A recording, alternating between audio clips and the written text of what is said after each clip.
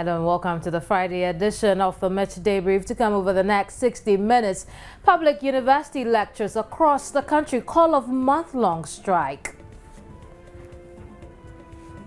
In sports, Ghana Black Stars set to take on the Chipolopolo of Zambia in crucial World Cup qualifier this afternoon in Kumasi. I am Kemini Nyamani. Amana, stay with me. I'll bring you details of these stories and plenty more in a bit.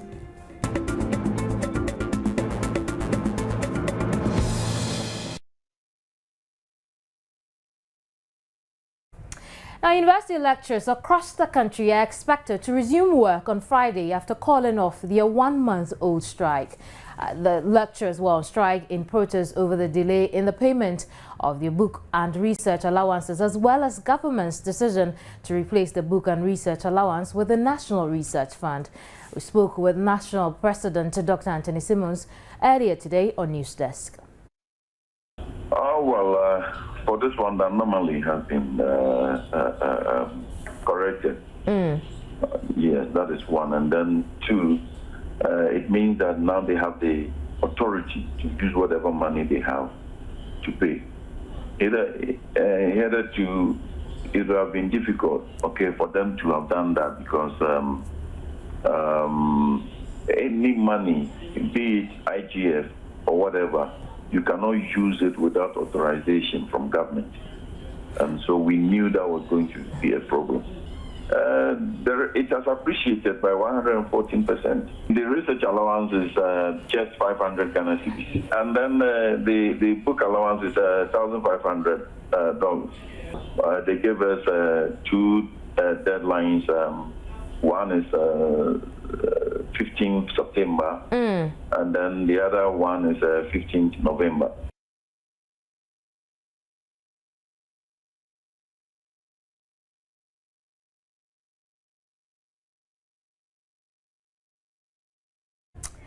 All right, now let's start with issues concerning teachers. And the National Association of Graduate Teachers has expressed concern at the National Pension Regulatory Authority and government's continued delay in forwarding teachers' monthly contributions to the trust set up by management of the Ghana Education Service.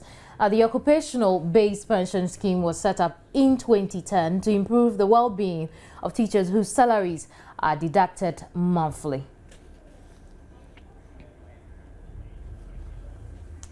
With me in the studio is Angel Kabonu. He's Vice President for NAGRAT. He would help us understand exactly what their worry with the NPRA and government is. Thank you very much for your time this afternoon. Thank you.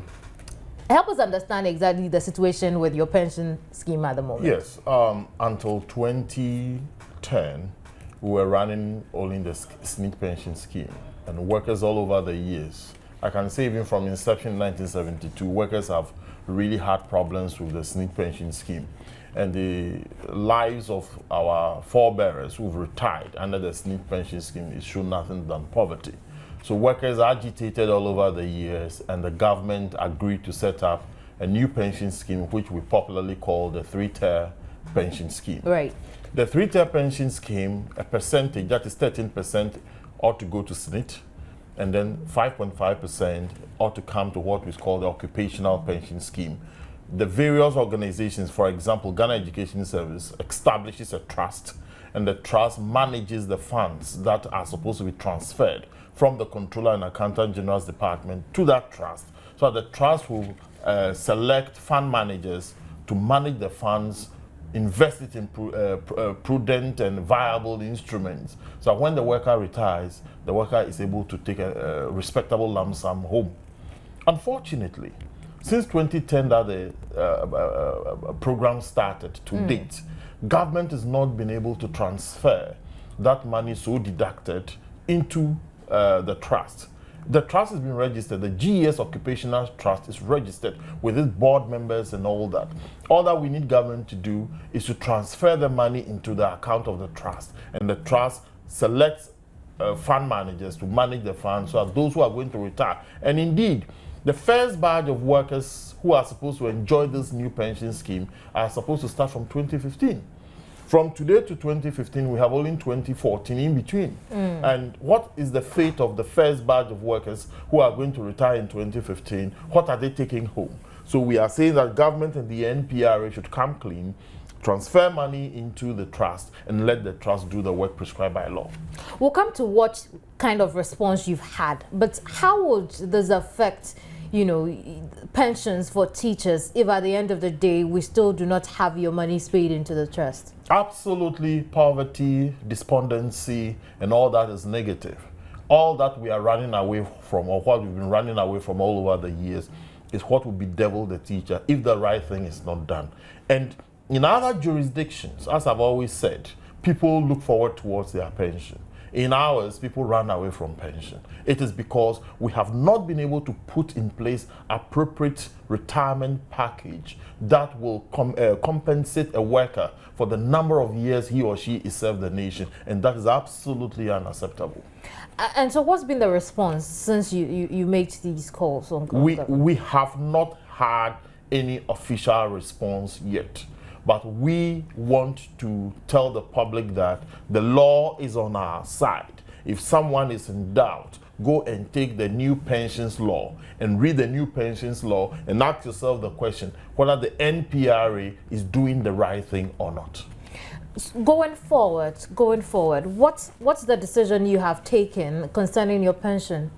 Going forward, the decision we've taken is that we will let the law work. That is, we have given government up to the 30th of this month, transfer the money to the trust, sit with the various stakeholders. If there are nitty-gritties that ought to be cleared out, clear them out by the 30th of this month and transfer money to the trust so that we ensure that people retire respectably in this country. How about your employers? What role have they played in this? Well, our employers are more or less agents of government, and we expect that as employers, one of their key responsibilities is to ensure that their employees are catered for properly. Let the employers raise their voice. Let the employers confirm or deny what we are saying, but we expect them to do good by their employees and ensure that they also exert administrative pressure on the NPRA to do the right thing. Let me just tell our viewers that it's unfortunately difficult to have a very rounded conversation on the matter of pensions for members of the National Association of Graduate Teachers, because the NPRA, which is handling their pensions, has decided not to talk to Joy News for reasons best known to them. But not only have you raised issues with your pensions, but you've raised a number of issues which include non-negotiation and payment of incremental credit arrears to teachers migrated onto the single spine salary structure back in 2010. You've raised non-payment of vehicle maintenance allowance for qualified teachers 2012, non-payment of correct salaries and arrears to teachers who were promoted since 2010, non-negotiation of collective agreements between the GES and the teacher unions. That's right.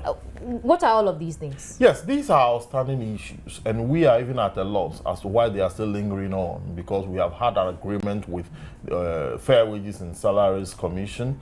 We've had an agreement with government that these are things that are due teachers that ought to have been paid long ago. As to why they are lingering on, as to why no one is being proactive, is a surprise to us. Look, something like car maintenance allowance, this is statutory, this is negotiated right. It is not every teacher who enjoys it. You ought to have applied for it, you ought to have qualified, and then the whole I heard some of you are not applying for it. No, I don't enjoy car maintenance allowance, because sometimes it is even very, very sad that you ought to struggle through before you get what is even due you. But a lot of teachers are on this car maintenance allowance, like many other public sector workers in this country. Now, the whole of 2012, teachers were the only group of workers who were denied car maintenance allowance. And when we raised the issue, government said yes, it was a wrong thing that was done. They will ensure teachers are paid their car maintenance allowance. Unfortunately, it has not been paid.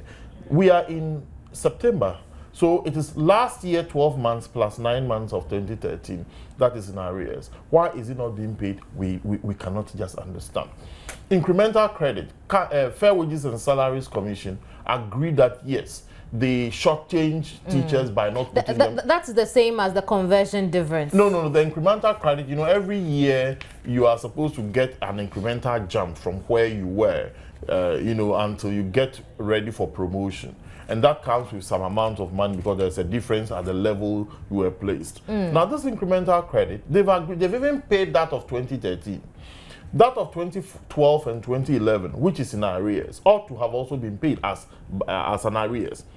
As we speak, they have not paid it. They've not told us when they're going to pay it. And we don't just understand what is going on.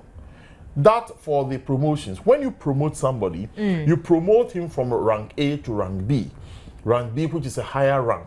The higher rank comes with higher remuneration. So place the person on the proper scale and pay the person accordingly. That you've promoted people, you've not put the people on proper scale. They are not earning what they ought to earn, and they are shortchanged. Yet, in principle, they have been promoted.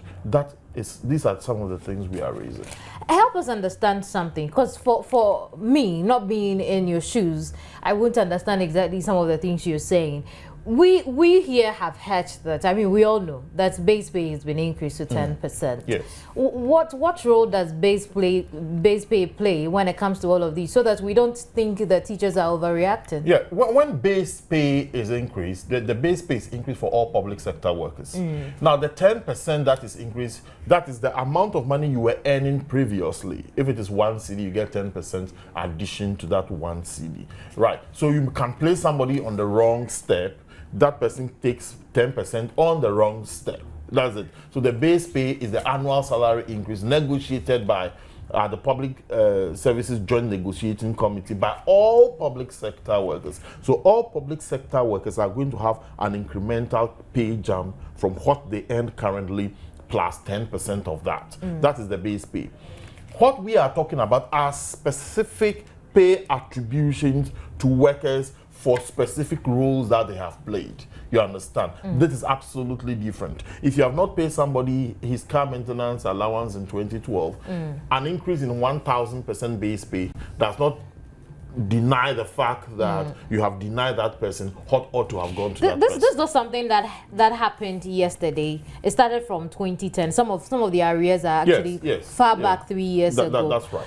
Why does NAGRA think that government seems to have ignored some of the things it's supposed to? Because you said here that even some payments for 2013 have been made. Yes. But looking back 2010, some haven't been made. I think some public officials are just not being proactive. They go to sleep when there is when upheavals have been toned down, and then they have a knee-jerk reaction when there are agitations. I think that is their attitude. And if you have an attitude like this, you'll be having the same problems you find in the labor front, which ought not to have been. A lot of the issues that labor is agitating on ought not to have come about if people have been proactive, if people have done what they were supposed to do. Unfortunately, people are not doing what they are supposed to do. So then you say, okay, well, we should have paid you this allowance. If you know you should have paid the person the allowance, engage the person, indicate to the person the modalities of payment, the roadmap of payment, and abide by the agreed roadmap for payment. That's all. Which is what you're waiting for now. But we know how labor most of the time has resorted to, when it had the last straw on its back, resorted to strikes. Our students will be going back to school pretty soon. Are we likely to see that if your calls are not heeded too? Well, we have asked government to ensure that monies collected for pensions are transferred into accounts by the end of the month. We expect that government will do what is right. Right. And once we expect government will do what is right, then the talk of strike may not come on. But if government fails to heed to the call, and then even people go into the law and they realize that government is at fault, when you push somebody to the wall, the only thing the person does is to react. Thank you very much. It's good My to talk pleasure. to you again after so many years.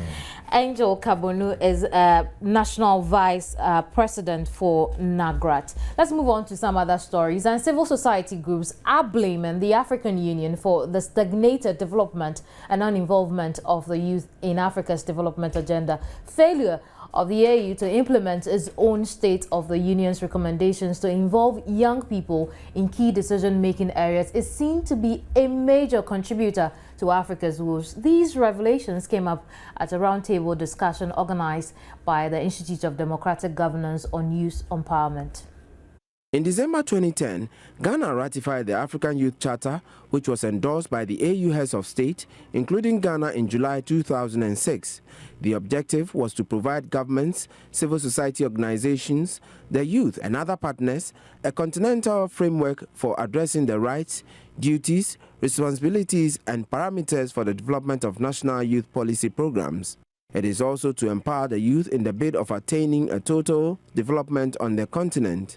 The failure by the AU to ensure all recommendations made in the Charter is enforced to the letter has affected youth development and empowerment, especially in Ghana.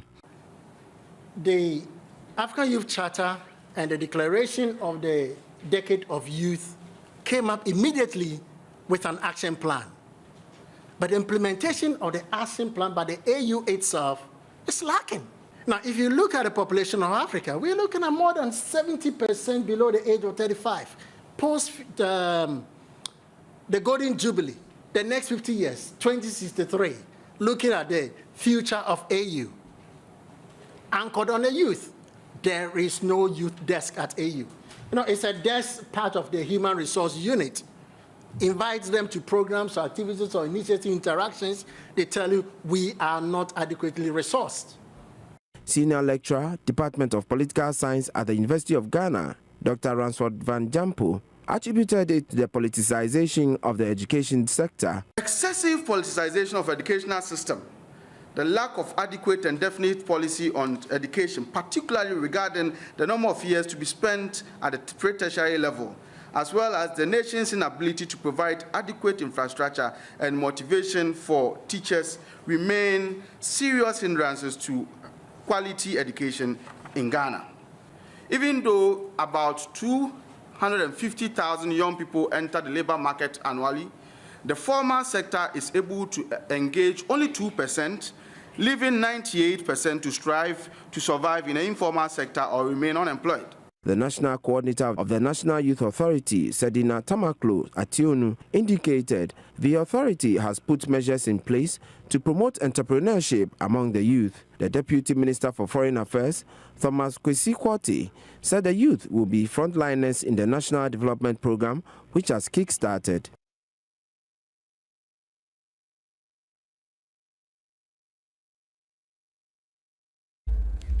On the back of this discussion, I have with me in the studio Seth Otin. He's Executive Director of Youth Bridge Foundation. Thank you very much, Seth, for your time this afternoon. It's totally fantastic to have you in my studio. We haven't started the conversation, but I'm enjoying your company already. So this call for young people to participate in the development agenda for the continent, how important is the role of young persons? I think it's has to be anchored on the fact that if you look at the demographics of Africa, in Ghana, over 73.13% of the population are below the age of 35. Across the continent, over 70% of the population are below the age of 35. Now, 35 is the ceiling for between the ages 15 to 35 is the youth definition within the context of the African Youth Charter. So if you have a majority of that population, what development practitioners call the youth budge, then you cannot overlook. Take in Ghana, for instance, the 2012 election, 58.44% of the voter population were between the ages 18 to 35. We cannot ignore that youth. So it is important for us to recognize that continental level and national levels that the growing youth population, and by projection, UNFPA projects that Africa's population is going to double by 2050. And if the population is going to double, we cannot have any excuse why youth issues of today can be easily overlooked. Are young people ready for these opportunities you are asking for them? Ready, I would say no. Because of long-term marginalization. You know, socially, you go home, there are issues at home, and our parents tell us, well, children are young, people are only to be heard but not to be seen. You are not supposed to be part of the discussion. So if you say we're ready, I'll say no. But how can we continue this marginalization of the majority? This is what I call the marginalized majority. You know, they remain the majority of the population, yet continue to be marginalized. Readiness, no, because of this long-term marginalization, but we have to take conscious effort today and begin the road towards recovery. Then we can adequately prepare them. Today, yes, we could start building their capacity. They might not be at the level that we expect, but it is the beginning. And if AU is looking at a 2063 agenda, the next 50 years, it can only be anchored on the youth, not on the adults of today. Absolutely. But you can't deny also that we can't put square pegs into round holes. Precisely. And if we are to put these young people into places they are not ready for, then we are likely to even retrogress further than have the adults there. And so what must we do now at this point to be able to prepare or coach these young ones into the position we're advocating for ourselves? There are 3 steps. The African Youth Charter clearly spells out, indeed at Article 11, calls for youth participation in governance. Now, that same article prescribes some measures. It says that it has to be a structured approach to have them participate in the governance or participation in the socio-economic architect of the whole country.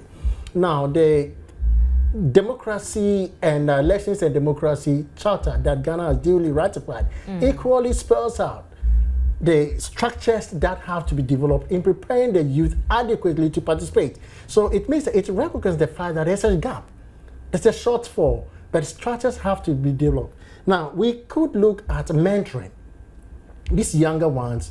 Dialogue and mutual understanding is one step. So that if someone graduates today and has no clue how Parliament runs, has no clue how the structures run, decision-making processes are run, they have to be mentored at this stage. However, we have to take a step back and look at the primary schools, how we could prepare them for the next 15 years. Now, the definition of youth between 15 to 18, someone age of 12 today might not be considered youth, but in 10 years, 22, he should be ready to participate. Now, let's look at something striking. The Constitution says that you have to be above the age of 21 to participate in to be a member of Parliament. What does it suggest? If you are 20, even though you are called youth, you are disqualified being a member of Parliament. So socially, we are not paying much attention in building the capacity of the youth. Those who have already had the challenges, of course, they will be confronted. I have to appreciate the fact that they'll be confronted with challenges because of this long-term marginalization. However, there has to be conscious effort. Young parliamentarians have to be properly groomed and mentored so that they don't go and just be left to do yeahism in Parliament. They have to make meaningful contribution and not to be elbowed. I think personally that culturally it takes too long for us to grow up. You have parents who tell you you're young, Precisely. you're young. Whereas in other jurisdictions, as soon as the child is from even 20s, from your 12 to your 13, before you become a teenager, you are encouraged to do things for yourself. But here I see that as a daunting task, something far-fetched. It will take a long time. We'll probably have a handful of people, in the proper places, and the cycle might just remain the same, just a handful of people. No, I don't think so. I don't agree with you. There has to be conscious effort in building that. No, the same article in Article 11 of the African Youth Charter clearly spells out that it's a civil education. The youth have to be adequately prepared. What that means that a National Commission for Civic Education should not be struggling to survive. They have to be adequately resourced to build this competency. Secondly, for it to go beyond for us blaming government and the rest, socially we have to take that responsibility. Corporate world young manager, 22, 23, and you made a managing director or director. There are some young people who are doing that already. There are some young people in government. Are they doing well? I would say that are young people. They start crumble and then that's it. You know what? They've had opportunities. Some of them I wouldn't like to mention names. Of course. Have bent their hands in the water, but that is how you learn.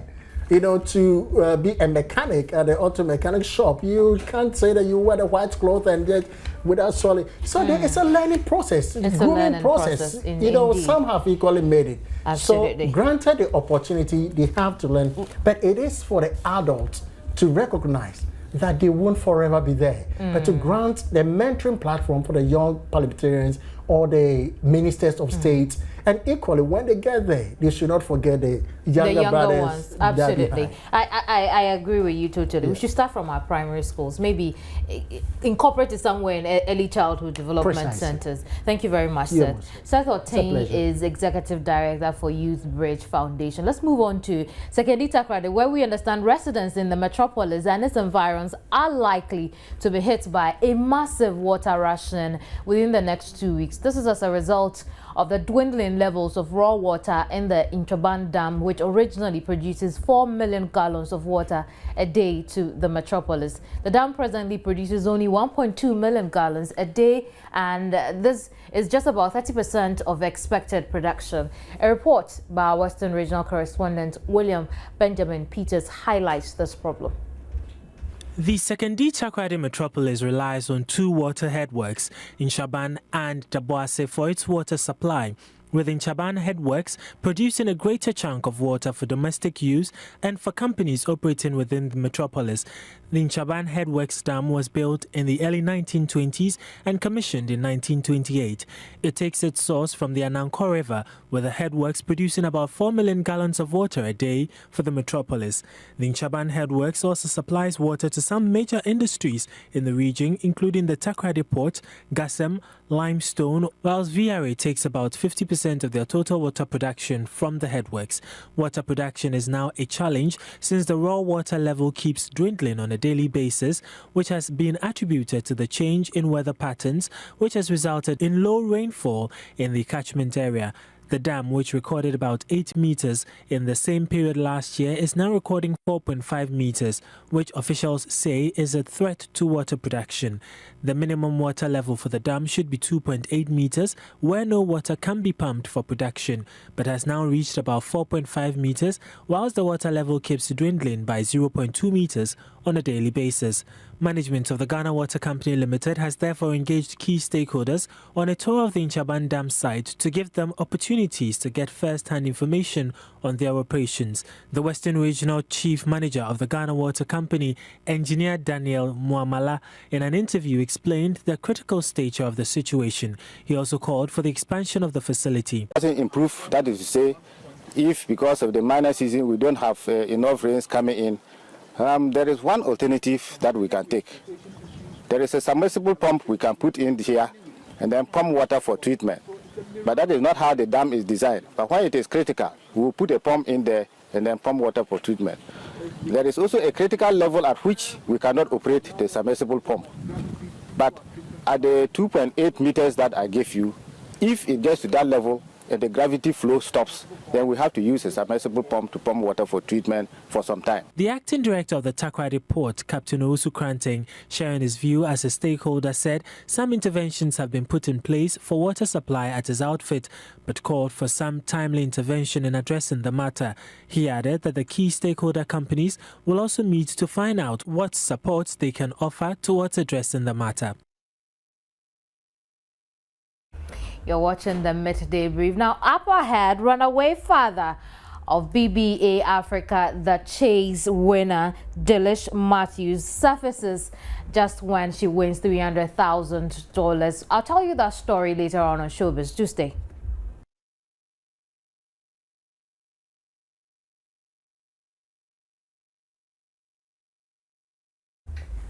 You're welcome back. And a container carrying a consignment including 34 fabricated plates valued at $2.6 million for the liquefied petroleum gas storage tank for the Ghana Gas Company has sunk off the coast of South Africa last month. The consignment, which also included some important accessories for the storage and condensing tank, is said to have sunk into the sea when the Chinese vessel on which it was being transported was involved in an accident as a result of bad weather. Also in the missing container were some essential tools for the hooking up and installation of vessels to transport gas from the facility. Joining us on telephone is Chief Executive Officer of the Ghana Gas Company, Dr. George Sipa Yankee. Good afternoon, sir. Hello, good afternoon. Right, so Doc, what does this mean for production of gas from Etwabo? It implies that you may not be able to have first gas at the end of December 2013 because the lost items are being replaced. Orders have been made already for their replacement. And the raw plates get the site of Sanopec in Beijing on the 21st of September.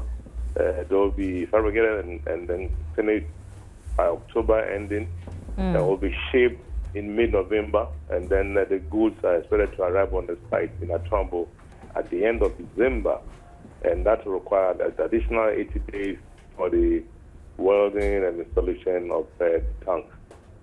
So right. It means that we may be looking towards March 2014. Right, but I read that though the entire project would be affected, mechanical works on the project would still meet its deadline of December 2013. What's the understanding for this? Yes, I mean, you were looking to the end of December 2013 as the date for the completion of the infrastructure. But the point is that you see, as you process raw dense gas, you produce lean gas for the power plant, and then you produce LPG. And when the LPG is produced, it has to be stored. And without the LPG tank, we cannot store them. And because of our zero flaring policy, we cannot flare. So it means until the tanks are available for storage, it is difficult to even start the processing of gas in the first place. Right. And so this replacement we have ordered, when will they arrive in the country? They will arrive on the site at the end of December. And once they arrive, you will need about 80 days to weld and install. It's a very, very, very, very complex process because this is a storage facility for holding liquids. Right. And the welding process is a very delicate one that has to be done properly to ensure that gas safety is not compromised. Doc, at what cost are we getting these replacements? We are not paying for them. These items were insured by Sanopec, and the insurance company is making available. Is sort of taking care of the replacement for us. So we are not. The cost is the delay, the possible delay in the production of gas and LPG. How long after the replacement arrival work commence on the facility? Work is ongoing right now. Right. And then once the plates arrive end of December, work will start immediately for the installation and the welding, and to putting them into readiness to receive LPG. And right. That will take about 80 days, it is estimated, to finish the entire welding installation. Right. Thank you very much, Doc. Dr. Thank George Sipa Yankee is Chief Executive officer for the Ghana Gas Company. Let's move on to some other stories. And the drop in Ghana's global competitiveness does not come as a surprise to those in the private sector, as the cost of doing business in the country remains relatively high. The Ghana Employers Association, for instance, says the country can only become globally competitive if Ghana's bureaucratic tendencies and interest rates are drastically reduced. Ghana dropped 11 places in the latest 2013 to 2014 Global Competitiveness Report by the World Economic Forum. The report seeks to provide insight into the drivers of the productivity and prosperity of 148 countries, of which Ghana ranked 114th. But for those in the private sector, this revelation is not shocking, as the cost of doing business is still a hassle. And in this country, you cannot get long-term funds from the bank. The most you'll get is maybe 5-year funds. And so there is a tremendous mismatch between the need for long-term funds and what is made available to us. There is no infrastructure that should have a payback period of less than 20-25 years. And yet, in this country, we are asked by the banks to pay back in 5 years. And in this country, we're paying 25% interest. So basically, we're being told, do buying and selling. Bring in goods, price it today, sell it immediately within 1 month, pay back the bank, it's 2% for that 1 month, and then you take your margin. There can be no expansion based on short-term funds. For government, the news is not welcoming, especially when the nation is confronted with several economic challenges. But the Ministry of Trade and Industry says measures are already in place to make Ghana an attractive destination for doing business. Already, let me tell you, government has already initiated moves. For example, collaboration between the Ministry of Transport and the Ministry of Trade and Industry has led to a committee being set up to take a look at the processes we go through in clearing goods and services, for example, from our ports. And government is determined to make it as short as possible. Government determination is that when your goods land at the port and you've done all the documentation, within 5 hours, you should be able to clear your goods from the port. I'm very optimistic that we'll be able to restructure activities, the processes people go through in clearing their goods from the port, to make it much more friendlier and speedy, so that it will help people enhance their businesses. The ranking, meanwhile, was based on 12 pillars, including infrastructure, macroeconomic environment, health and primary education, goods market efficiency, labor market efficiency, financial market development, market size, business sophistication, and innovation. Now, joining us by telephone to help us with an understanding of this is Samuel Ampa. He is a business analyst. Hello, Samuel. Hello, Samuel. Good afternoon. Right. So, Samuel, in simple language, what does this mean? Well, basically, it tells us that our economy has moved. Samuel, if you could lower your TV, the volume on your TV, I'd be grateful. No, what I mean is that basically this means that when we moved 11 places forward in 2011, 2012, we've worsened again to move 11 places down. Currently, if you look at our fiscal deficit situation in this country, it tells it all. I mean, if you listen to the private business people commentary on the issue of high rates in terms of borrowing, then it tells you that this country has not moved a little bit further to, help the private sector at all. How does this tell on, internal businesses, businesses within the country? One of the key things that this competitive index looks at basically is public debt. I mean, government continues to borrow at a higher rate. And if government does not cease borrowing, it makes the private sector not also shrunk. I mean, if you go into the bank currently to look for loans for your businesses, it tells on you the rate at which the banks are going to lend to you. So definitely businesses will be affected. And if general economy, in terms of our GDP growth and other inflation and other macroeconomy, economy is also very unstable, then it also tells you that the economy is not preparing itself to support the private sector in general. Well, one of the pillars on which this ranking was made is labor market efficiency. Has this got to do with the kind of agitation we have on our labor front at the moment? Yeah, it's quite unfortunate that has happened. I mean, they looked at even general education, and then it related it to labor, to the kind of efficient labor force that we have. But as to currently the issues to do with the labor unrest and with a lot of strikes coming up, I mean, it tells you that basically the general economy has had challenges with the wage bill. I mean, if you look at a single spine structure that came up and then the issue in relation to that, it clearly tells you that basically we're not trying to address the issue. However, government has also made a lot of effort to help it. All this goes back to the issue of our fiscal strength. I mean, if we currently are running a high fiscal deficit of about 12.1%, which government is, trying to reduce it to about 9% at the close of 2013, it tells you that all clearly is not well. Right. Let's look at the fact that the report says the country is not sufficiently harnessing new technologies. How can we reverse this? That is the only thing that I found strange with the report. Right. Because if you look at the efforts we've made in terms of improving our technological base,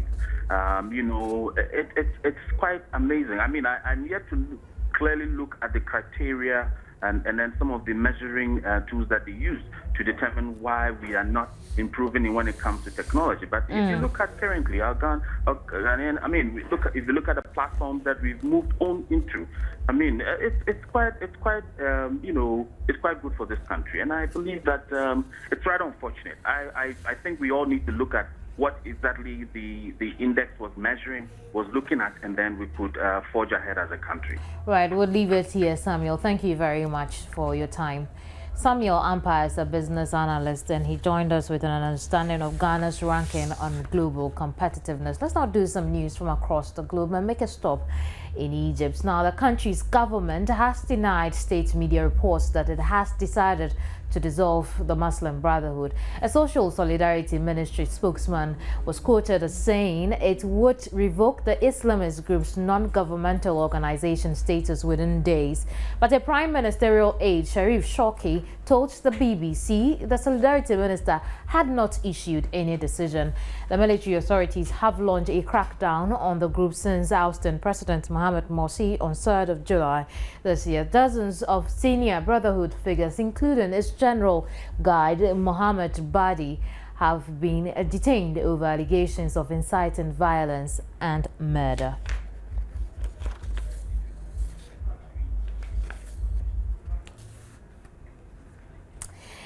Let's do some news from around Syria and the G20. The G20 leaders remain divided over the Syrian conflict as they enter the final day of the Eurasian summit. Italian Prime Minister Enrico Letta said the splits were confirmed during a working dinner in St. Petersburg on Thursday. For the Russian presidency said the U.S. strike on Syria would drive another nail into the coffin of international law. At the UN, the U.S. ambassador accused President Bashar al-Assad's forces of killing 1,429 people in a poison gas attack in the Damascus suburbs on 21st August. The UK says scientists at the Portingdown Research Laboratories have found traces of sarin gas on cloth and soil samples. The US and France are the only nations at the G20 summit to commit to using force in Syria. The United Nations says it needs another $3.3 billion to deal with the Syrian refugee crisis up to the end of this year.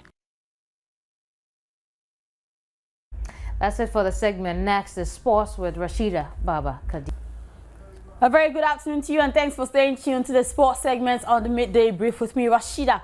Baba Kadiri. Now we are just a few hours away from that crucial encounter between the Black Stars of Ghana and the Chipolopolo of Zambia. And very soon we're going to go onto the phone lines and speak to my colleague Ridwan Ibrahim Asante, who is in Kumasi and has been monitoring all the events that have been taking place there with the Black Stars and with the Zambian players. And I'm sure he's on now. Hello, good afternoon to you, Ridwan.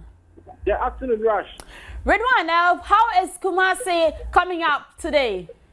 Yeah, Kumasi is bubbling. A lot of fans, are trooping in. We understand that people also coming outside Kumasi from Accra, from Obuasi, etc., coming into the capital, city itself to watch this game. It's been one, big festival or carnival, in Kumasi now. Everything has come to a standstill, and it's just about football on top of everybody's mind. Wow, Ridwan, I'm very excited to hear that though. But let's just go straight to business, and we're going to be talking about the starting 11 right now. And then we are getting just too many of the starting 11s, too many of them. If you have it with you, can you just let us go through in a bit? Let's just go through the starting 11 if you do have it. Yes, we've got goalkeeper Fatau Dauda. Is first choice goalkeeper in post, and then at right back, or the number 2 position as we refer to always, is Daniel Opari. Is going to start as right back. And Harrison Apple will shift to the left, and play in his makeshift left back role. And then for the centre back, you've got John Boy and Jonathan Mensah, and these two have played together for quite some time now, and are very, very comfortable with each other. In the midfield, Mohamed Rabiu, who just signed for a club in Russia, and Kuban FC is starting and playing in the defensive midfield role, what we call the Makelele role, or number 6. There is Kuja Samoa playing in an offensive role in midfield. Andrea Yu will strike from the wings from the right, and then there is Mubarak Wakaso, who will be coming in from the left, and Asamoah will be playing on top. Likewise, Abdul Majid Wari will be the lone man up front. And you know that Asamoah and Wari paired, perfectly in the last game they played here at the Babaya Sports Stadium, involving, Ghana and then Sudan, where the Black Stars won by 3 and 4 goals to 0. I beg your pardon. Wow, Ridwan, which means that from the lineup that you have given us, it means that Kwesi Appiah is being a bit cautious with defense, and then he's trying to play a very solid midfield. Yes, he's playing. It looks more of an attacking, formation. You've got Majid Wari up front, Asamoah also in there, and then there's Andrea Yu and Mubarak Wakaso, and Kuja Samoa as well. So you've got as many as 6 players with that mindset of getting at goal, with only Rabi Mohammed playing in the holding role, and you've got Daniel Opari and Ty Snaffle on the left and right wing, and then the centre back being Jonathan Mensah and John Boy. So it looks like it's more of an attacking formation, the 4-1-1 formation, which is more attacking, and to play at home, I think you need that. Wow. Then Ridwan, have you also heard anything from the camp of the Zambians concerning who and who are starting for them? They've done, in the build-up, since they touched down here in Kumasi, they are talking to nobody. They are keeping things close to their chest, giving very, very little away. They decided to lodge at a hotel, which is somewhere 30 minutes away from the regional capital, which is Kumasi. Which they are now based in Ejiso. Wow. So you have to drive all the way from Ejiso to Kumasi itself, and that's how distant the Zambian team have been since arriving here. Nobody is talking. They don't want to talk, and they want to keep things to themselves. I hope it works out for them. Ridwan, here in Accra, a lot of the fans are divided. Some are very skeptical, and then others are also a bit positive. But you get a higher percentage of fans being very skeptical. How is it like in Kumasi? Is everybody anticipating a win? Is it divided? What is it going like? Everybody's in tune. There's one thing on top of everybody's mind, which is the win. And victory is what everybody is talking about. I haven't seen anybody who is expressing some form of skepticism about Ghana's, chances of winning this game. It's like all hands on deck. Let's support the Black Stars. Kumasi has been faithful to Ghana in the last two times we qualified to the World Cup. I'm talking about the qualifiers. It's been a fertile, venue for the Black Stars to blossom.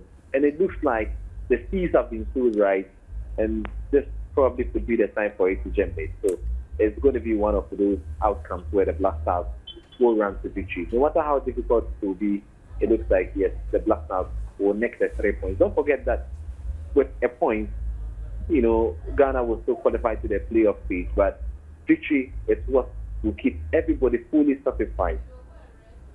Redwan, my very final question to you before I let go of you. This morning we got that sad news that Kevin Prince Boateng was not going to be part of the squad. He'd been ruled out due to injury. Have you seen him? Have you gotten close to him? How does he feel? How is he taking it? I've not been to the hotel since, and the team has also not arrived at the stadium. We've got some less than 3 hours to kick off. So I have not read any tweets also from him as well, whether he's, frustrated or exasperated about his inability. But I think it will be a normal thing. You rescinded your decision to come and play for Ghana, and only to be pegged back by injury. I know Kevin will be gutted. He loves to play, and that's why he came down. If he didn't like to play, for Ghana, I don't think he would have made himself available. It's just that injury has taken the better part of him, and that's a big frustration for him. He knows how to deal with it, and maybe we look forward to getting him fully fit. If we make it to the final playoffs, then he should be fully fit to join the campaign.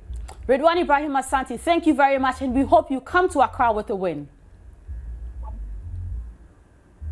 That was my colleague Redwan Ibrahim Asante speaking to us from the Babayara Sports Stadium in Kumasi, where exactly at 4 p.m. the Black Stars of Ghana will take to the field against the Chipolopolo of Zambia in that crucial Brazil 2014 World Cup qualifier. Just one game before the playoffs, and so the Black Stars need just 1 point to scale through to the next stage. Otherwise, they need to win, but the Zambians need nothing than a win to qualify to the playoff zone, and which we see is very impossible. Ghana is certainly going all the way to the finals. Now, just a quick reminder of the starting 11 for Ghana. Fatau Dauda is in post. Daniel Opari, Harrison Afful, John Boy, and Jonathan Mensah make up the defense.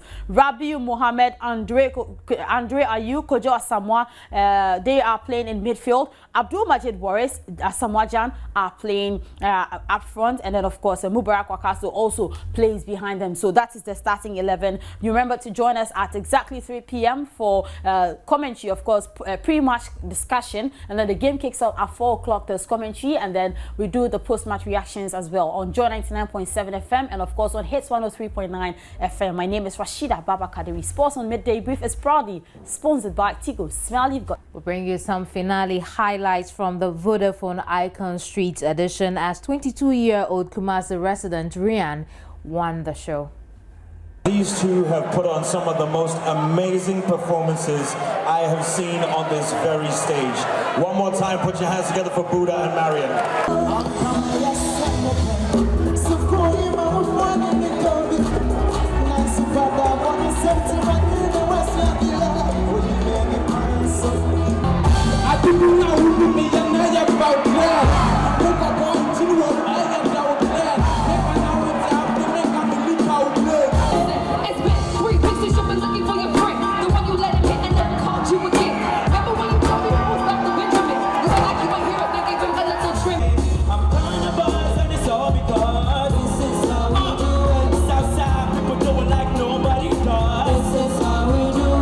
Put your hands together for KPMG, come on.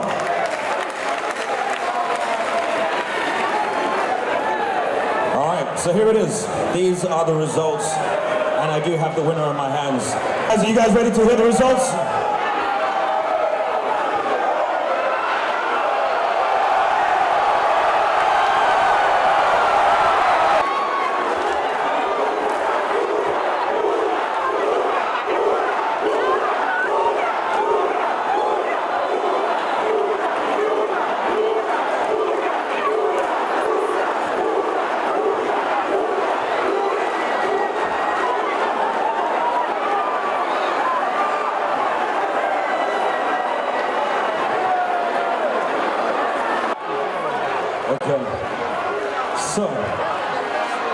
open the envelope and find out who the winner of Vodafone Icon Season 3, the Street Edition is.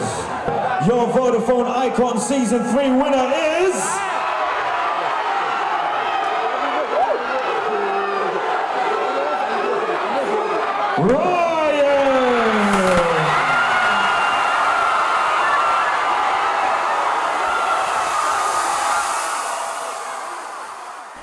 That's it for the segment. A recap of our headlines. Public university lecturers across the country call off month-long strike. Fatau Dada stays in goalpost ahead of the match between the Black Stars and the Chipolopolo of Zambia in a crucial World Cup qualifier later this afternoon in the Ashanti regional capital, Kumasi. Many thanks for watching. Have a lovely weekend. My name is Kimini Nyamani Amano.